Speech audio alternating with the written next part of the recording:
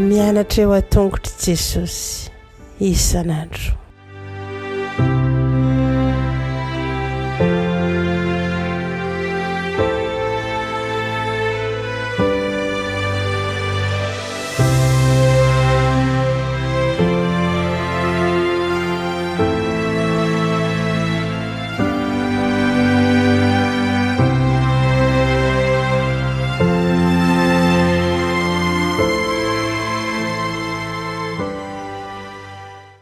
Faly miarabantsika tsirairay avy indray tonga eto amin'ny fandraisana ny lesona ho an'ny lehibe isika amin'ity alatsinainy ity.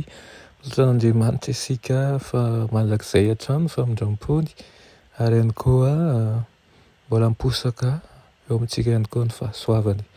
Aloha indirantsika ny amin'ny lesona ny tevavaka isika.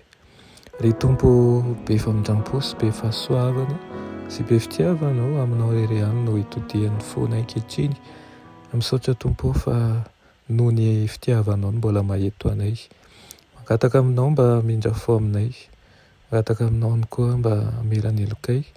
Mangataka aminao mba hitaona anay eo amin'ny fandiniana ny teninao ankehitriny. Anaran'i Jesosy, amen. Teny lesonantsika androany dia manao hoe amorony fo madio aho. Andinika manokana ny salamo fa 1:10 isika izay miangavy manokana ny famindram-pon'Andriamanitra. Namboraka ny tao am-pony teo anatrehan'i Jehovah dia vita mpanjaka ka nangataka famelan-keloka nandritra ny fotoana maizina indrindra teo amin'ny fiainana. Ny famelan-keloka dia fanomezam-pahasoavana miavaka avy amin'Andriamanitra vokatry ny habetsahan'ny famindram-pony. Ny angavy an'Andriamanitra dia vita mpanjaka mba tsy hanao izay mendrika ny fahotany fa araka ny toetrany, araka an'Andriamanitra dia ny famindram-pony sy ny fahatokiany izany. Asaiko ianao maka ny salamo io, salamo fa 1:10 izany.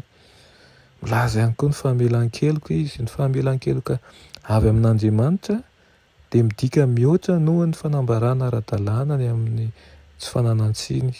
Izy io dia miteraka fiovana lalina izay tonga hatrany amin'ny faritra anaty indrindra amin'ny maha olombelona.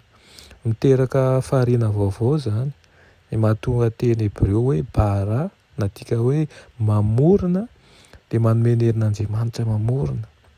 Andriamanitra ihany izany no afaka atao hoe bara. Andriamanitra irery ihany no afaka mamokatra fiovana lehibe sy maharitra ao amin'ny fon'ny olona izay mibebaka. Nangataka fanadiovana tamin'ny sopy Davida. Tsapany fa ny elony dia mahatonga azy ho voarara tsy eo anatrehan'ny Tompo tahaka ny fandrarana ny boka tsy eo anivon'ny fiarahamonina raha mba mahita ny faharitran'ny fahalotony. Matahotra izy sao tsy afaka mamerina azy amin'ny laony tanteraka ny sorona satria tsy ny sorona afaka nanonitra ny fahotany niny nitsangajanga sy namono olona.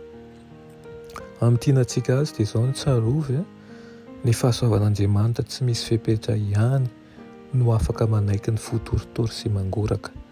Izany ihany ary amin'ny fangatahana fanadiovana iverina ao amin'Andriamanitra dia Kristy no tokontsika. Izy no mpamonitsika ka aoka izy no angatahntsika famindram-po amin'ny fo mangoraka, amin'ny fo be fitiavana. Amelanao tokoa anay Jesosy. Amen.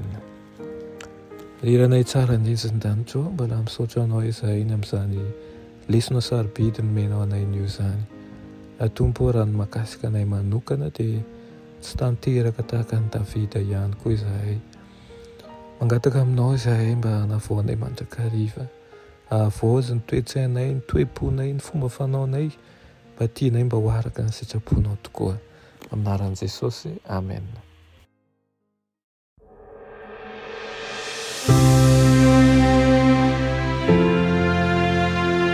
Mianatra eo a-tongotry Jesosy isan'andro.